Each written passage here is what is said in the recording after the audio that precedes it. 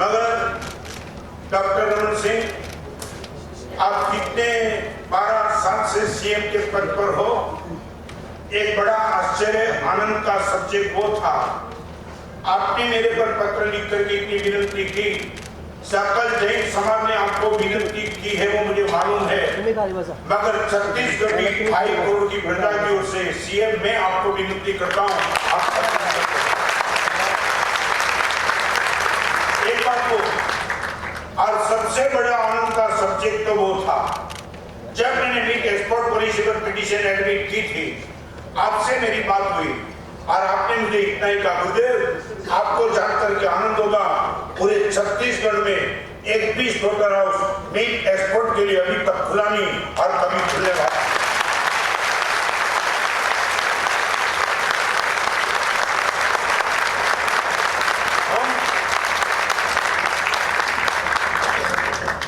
एक आनंद का सब्जेक्ट कभी कभी लोगों के मन में आता है,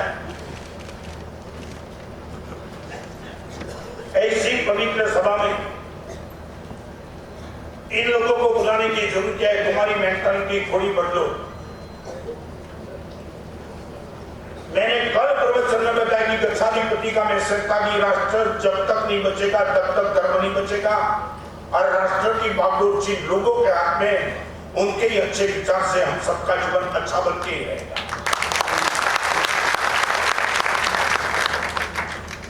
मैंने आपसे इतना ही कहा, we can wish, but we can't do anything good. You can do everything, but you do.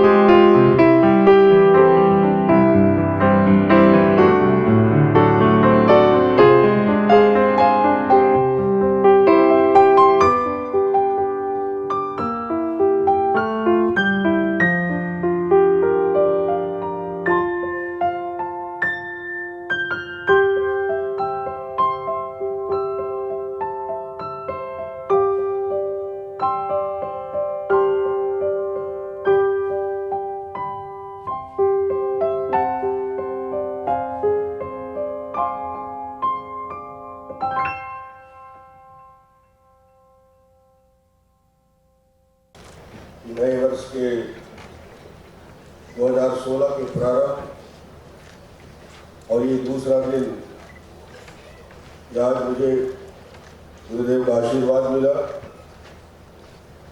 और शायद मेरे जीवन की मैं इसको उपलब्धि मानूंगा कि पूरे संत समाज 500 से ज़्यादा संत गुरुदेव की घर में उपस्थिति, और आज हम सबके लिए गौरव का विषय है। खासतौर से छत्तीसगढ़ से निकल के आया हूँ गुरुदेव का आशीर्वाद लेने, क्योंकि उनके आशीर्वाद से हमारा छोटा सा राज्य छत्तीसगढ़ आज देश में सबसे विकसित राज्य की दिशा में आगे बढ़ रहा है। तो गुरु जी की असीम कृपा, और इससे बड़ा सौभाग्य मेरा कि शायद मेरे लिए दुर्लभ अवसर है जो शायद जीवन भर मुझे याद रहेगा। कि गुरुदेव ने मुझे अवसर दिया अपनी 300वीं किताब के विमोचन और लोकार्पण का मुझे हिस्सा बनाया। ये मेरे लिए गौरव का विषय है कि आपने मुझे इस अवसर पे ये अवसर मुझे दिया और मैं गुरुदेव के चरणों पे शील झुकाकर न केवल मुख्यमंत्री के नाते बाकी छत्तीसगढ़ की 2.5 करोड़ जनता की ओर से उनसे आशीर्वाद लेने आया हूँ कि छत्तीसगढ़ में सुख, शांति, समृद्धि और आने वाले समय में बनी रहे। और मुझे ख्याल है वर्ष 2013 में छत्तीसगढ़ के हमारे समाज के सभी बंधु गुरुदेव से आज्ञा लेने के लिए, चौमासा के लिए, छत्तीसगढ़ के लिए आग्रह किए और मुझे कहा कि जो कि मैं मुख्यमंत्री हूं, आपका आमंत्रण जाना चाहिए। और मैंने गुरुदेव जी को जब आमंत्रित किया तो मुझे बहुत खुशी हुई कि अपने रास्ते में परिवर्तन करके छत्तीसगढ़ को अवसर दिया और हम सबको चौमासा का पूरा छत्तीसगढ़ को लाभ मिला। वो अद्भुत आयोजन, अवसर। और आज यूथ फेस्टिवल में आया हूँ। यहाँ आने के पहले जो आज अद्भुत रचना यहाँ पे और गुरुदेव के ग्रंथों का और समाज पे उसका कैसे असर होता है, दुनिया में कैसा परिवर्तन आ रहा है, लोग व्यसन से मुक्त कैसे हो रहे हैं, माता पिता से दूर जो हो गए बच्चे फिर कैसे गुरुदेव के अमृत वचन के बाद उन्हें वो संस्कार, उन्हें ज्ञान मिला कि अपने वृद्ध माता पिता का सेवा करने लगे। और सिर्फ ज्ञान ही नहीं, विज्ञान ही नहीं, संस्कार जरूरी है। ये गुरुदेव के उपदेश की सबसे बड़ी बात है। सत्य के साथ अहिंसा, अहिंसा के साथ संस्कार, और जहाँ ज्ञान है, विज्ञान है, वहाँ संस्कार। और एक साइंटिफिक तरीके से जो प्रस्तुतिकरण मैंने आज देखा तो मुझे लगा कि वहाँ कुछ बोलने की जरूरत नहीं है, सिर्फ देखने, सुनने, समझने और उसके क्रियान्वयन की जरूरत है। ये समाज के लिए बहुत उपयोगी आज प्रस्तुतिकरण मुझे देखने को मिला। मैं आज इस अवसर को मानता हूँ कि युगों के अंदर हिंदुस्तान की आबादी का 65% युवा है। दुनिया का सबसे युवा देश हिंदुस्तान है, जहाँ युवा शक्ति इस देश के नवनिर्माण में, हिंदुस्तान के कोने कोने में विकास की दिशा में लगे हैं। और उसी युवा पीढ़ी से संतों ने जब जब इस हिंदुस्तान को, इस देश को विश्व गुरु के पद पे स्थापित किया, वो संतों का उपदेश युगों के दिल में समाया। और आज फिर 21वीं सदी के इस दौर में गुरुओं के आशीर्वाद, उपदेश से संस्कारवान पीढ़ी इस देश को उस ऊंचाई तक ले जाने में प्रयत्नशील है। और ये हमारी भूमिका है, नई पीढ़ी की भूमिका है। हम कल कैसा देश देखना चाहते हैं, और गुरुदेव के आदेश हम सब ने छत्तीसगढ़ में निर्णय लिया, न पहले, न आज और न कभी छत्तीसगढ़ में गौ हत्या पे पूर्ण प्रतिबंध ही नहीं है। कत्ल खाना छत्तीसगढ़ में कम से कम भारतीय जनता पार्टी, डॉक्टर रमन मुख्यमंत्री है, हमारी सरकार है, तब तक और उसके बाद भी नहीं खुलने देंगे। ये भी मैं कहना चाहता हूँ कि ये छत्तीसगढ़ का संस्कार है, गुरुदेव का आशीर्वाद है। और हम एक बेहतर समाज के निर्माण में मुख्यमंत्री के नाते जो भूमिका हो सकती है, उस भूमिका में बेहतर तरीके से जो भी हो सकता है करने की दिशा में हम आगे बढ़े हैं। और मैं आज अपने आप को फिर से एक बार, पूरा समाज यहाँ उपस्थित है, संत मौजूद हैं, गुरुदेव का आशीर्वाद मिला, तो मैं यही कहूँगा कि आने वाला 2016 हम सब के लिए, आप सब के लिए मंगलमय हो और गुरुदेव का आशीर्वाद हम सबको मिलता रहे। और मुझे यहाँ बुलाकर सम्मानित किया, यह अवसर दिया, मैं मानता हूँ कि ये मेरे लिए जीवन की उपलब्धि रहेगी और मैं इसे जीवन में हमेशा याद रखूंगा कि गुरुदेव की कृपा मेरे ऊपर है।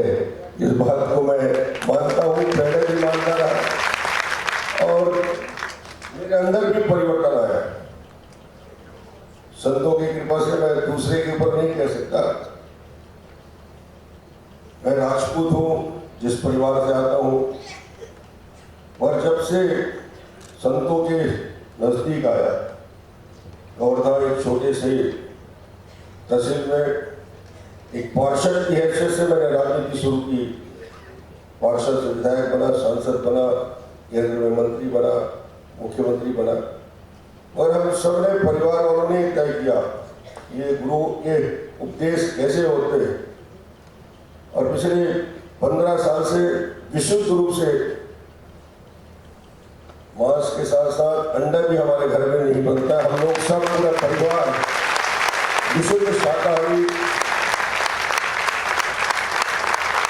तो ये मेरे अंदर परिवर्तन आया 15 साल पहले ही, और संतों की कृपा से ही, उनके उपदेश से ही। और वही मैंने कोई सार्वजनिक सौगंध नहीं लिया, मगर मैंने मन में सोच लिया कि नहीं करना है, फिर पूरा परिवार उससे विमुक्त हो गया। तो ये हमारे जीवन में ये फर्क आता है जब संतों की कृपा होती है और उनके बात हम सुनते हैं।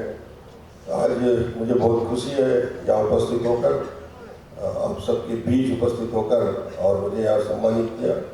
गुरुदेव की कृपा बनी रहे, न केवल मुझ पर, पूरे छत्तीसगढ़ पर आपकी कृपा बनी रहे, इसी कामना के साथ आप सभी ने जो मुझे स्वागत किया और बहुत अच्छा। मेरा सौभाग्य है युवा महोत्सव में सम्मिलित होने का अवसर मिला। आज सरस्वती नंदन राष्ट्रीय चिंतक, विपुल साहित्य सर्जक, पूज्यपाद आचार्य श्रीमद विजय रत्न सुंदर सुरेश्वर जी के दर्शन हुआ। उनके 300वीं किताब का आज विधिवत विमोचन हुआ।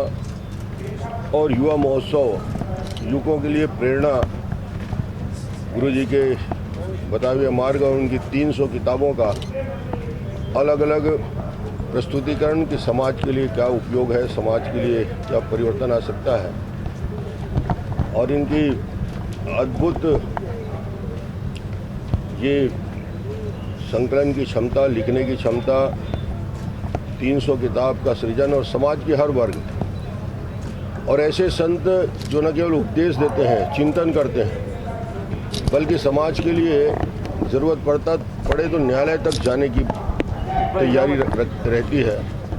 और समाज के लिए वो जनहित याचिका लगाकर बीफ पर, गौहत्या पे प्रतिबंध पर, युवकों को नशा मुक्ति पर उनका चिंतन अद्भुत रहा है। छत्तीसगढ़ में भी 2013 में चतुर्मास में आए थे और हम सब ने छत्तीसगढ़ वासियों ने 4 माह तक बहुत अच्छे से महाराज जी के उपदेश को सुना। और आज मुझे खुशी है कि आज उनके किताब के विमोचन पर बॉम्बे में मुझे अवसर मिला और समाज के बीच 500 संत यहाँ मौजूद हैं।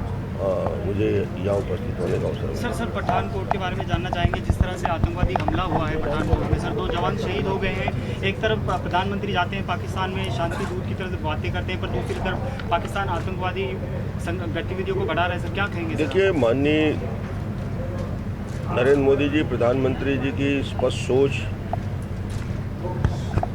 कि हम शांति के लिए, वो लंका हो, बांग्लादेश हो, पाकिस्तान हो, चाइना हो, सतत उनके साथ डायलॉग बने रहेंगे, चर्चा होती रहेगी। और अभी तो वो कराची तक गए, एक मैसेज संदेश देने का प्रयास कि भारत हमेशा अपने पड़ोसियों के साथ अच्छे संबंध बना के रखना चाहता है।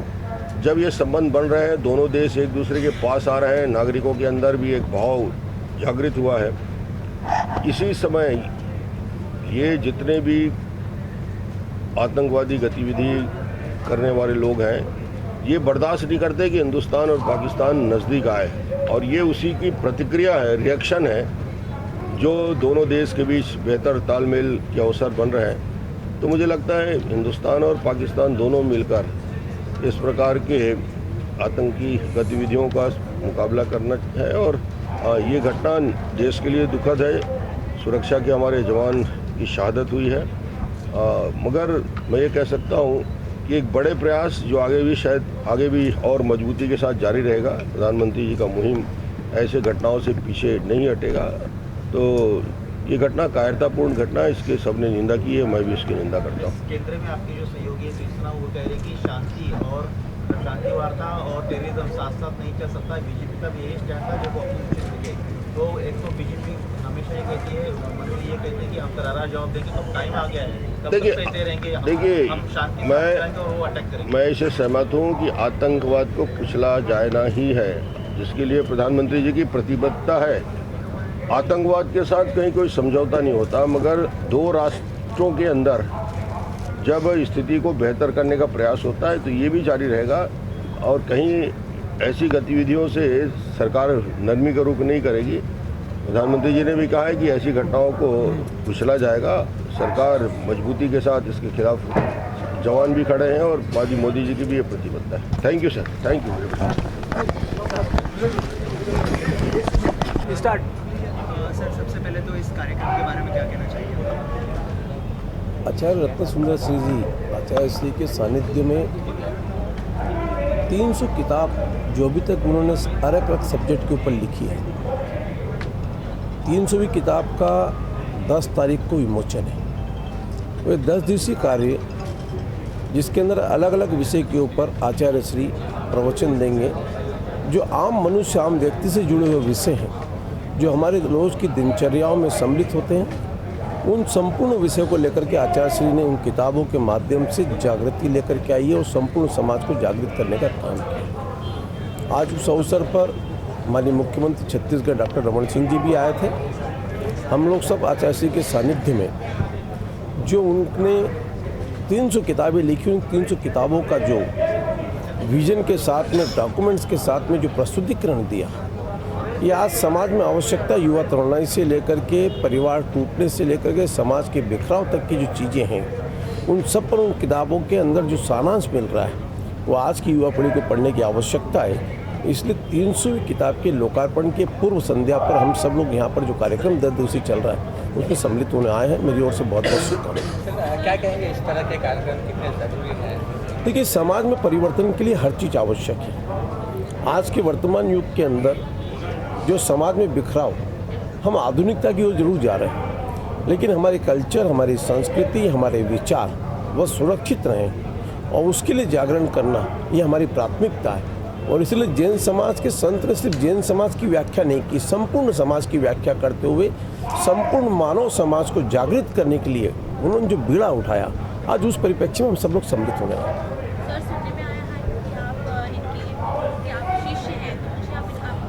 मैं स्वाभाविक रूप से गुरुवर के रत्न सुंदर आचार्य श्री के सानिध्य में रहने का अवसर मिला है। गुरुवर हैं और जीवन में इसलिए का एक जीवन शैली की एक अलग कल्पना है, जीवन जीने के अलग विचार हैं, लेकिन संपूर्ण मानव समाज को जागृत करने का काम। अभी तक साधु संत हर व्यक्ति कहीं न कहीं अपने अपने समाज के बारे में बोलता है, लेकिन इन्होंने आम व्यक्ति के जीवन जीने की शैली, उसके रहन सहन की स्थिति, उसके कल्चर, उसकी संस्कृति के बारे में, जो आज हमारी संस्कृति, भारतीय संस्कृति, उसके ऊपर जितने अच्छी तरीके से विचार सरली भाषा के अंदर रखे, मैं उनके प्रति नमन करता हूँ। आज हम उसी कार्यक्रम में सम्मिलित होना है। कल्पेश जी, आप क्या कहना चाहेंगे? सबसे पहले तो साहित्य सत्कार समिति की ओर से 300वीं किताब के विमोचन प्रसंग पर ये 10 दिन का कार्यक्रम में आज दूसरा दिन छत्तीसगढ़ के मुख्य प्रधान डॉक्टर रमन सिंह जी और हमारे कैबिनेट मिनिस्टर राजेश जी मुनोत, गुरुदेव के परम भक्त हैं, यहाँ पर आए हैं। साहित्य सत्कार समिति की ओर से मैं हार्दिक स्वागत करता हूँ। यूथ फेस्टिवल के प्रसंग पर भारत भर में से 5000 कपल, 10,000 युवकों 3 दिन के लिए यहाँ पर गुरुदेव का प्रवचन सुनने के लिए आए हैं और बहुत आनंद होता है कि ऐसे गुरुदेव के भक्त डॉक्टर रमन सिंह जी भी आज गदगदित होते हुए प्रदर्शन को देखते हुए उन्होंने भी बहुत प्रशंसा की है कि ऐसा प्रदर्शन दिल्ली में भी होना चाहिए, क्योंकि भारत भर की राजधानी दिल्ली है, तो दिल्ली में बहुत बड़ी संख्या में लोग ये संस्कार, सदाचार और ये बात को आगे सीख सके, ऐसा प्रदर्शन दिल्ली में भी होना चाहिए। सर, झांकी काफ़ी अच्छी झांकी, सुंदर झांकी बनाई, क्या कॉन्सेप्ट था इसके पीछे, उद्देश्य क्या? ये झांकी तो एक अट्रैक्शन था, बच्चे को लॉलीपॉप या चॉकलेट देनी पड़ती है। ये झांकी तो सिर्फ प्रवचन मंडप बनाना था तो थोड़ा डेकोरेटिव बना लिया, सरस्वती माता जी को बिठाना था तो एक मंदिर बना लिया, लेकिन एक अट्रैक्शन था उसके पीछे। ये नहीं होते तो प्रदर्शन में लोग नहीं आते। हमारी यही कल्पना थी कि 4 जोन में जो एग्जीबिशन किया है, संस्कार देने का जो काम करना है, वो ये देखने के बाद रोशनी देखेंगे तो फिर प्रदर्शन भी वो लोग देखने के लिए आएंगे। और 8-8 जोन में, विभाग में, एक एक एरिया में जो एग्जीबिशन गुरुदेव के विचारों को, इनके किताबों को रखते हुए जो आयोजन किया है, लोगों के दिमाग में ये संस्कार बनेगा ही। माता पिता के साथ कैसा व्यवहार करना चाहिए, पत्नी के साथ कैसा व्यवहार करना चाहिए, मंदिर क्यों जाना चाहिए, हॉस्पिटल में हो तो हॉस्पिटल में साता और समाधि कैसे रहनी चाहिए, ये सब प्रदर्शन के माध्यम से बताइए।